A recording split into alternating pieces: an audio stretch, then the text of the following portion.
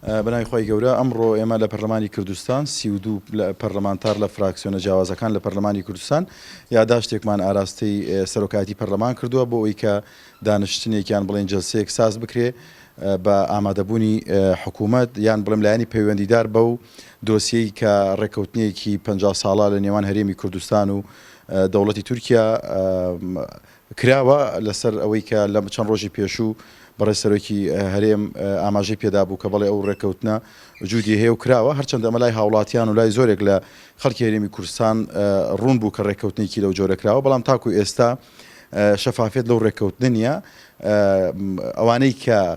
معلومەی کاملیان هەیە بەڵگە و زانیاری تەواویان لەسەر ئەو ڕێکەوتن و گرێبەستە هەیە زۆر کەمن کە زانیاریان هەیە بۆ ئێمە لە پەرلەمانی کوردستان وەکو نوێنەرانی خەڵکی هەرێمی کوردستان داوامان کردووە بە دوو بەش بێت بەشی یەکەم لە یاداشتەکە کە ئەو 32 پەرلەمانتارە ئامادەمان کردووە بەشێکی ئەوەیە کە جەلسەیەک ساز بکرێ ئامادە دانیشتنێک ڕێک بخرێ بەشی دووەمی ئەوەیە کە کۆی گشتی ئەو گرێبەستەی کە لە نێوان هەرێمی کوردستان و دەوڵەتی تورکیا کراوە پێشوەختە پێشەوەی جەلسەکە بکرێ بێتە پەرلەمانی کوردستان بۆی هەر ئەندام پەرلەمانێک زانیاری و داتای تاو لە بەردەستی بێ بزانێ ئەم ڕێکەوتنە بەرمەبلای چییە کراوە.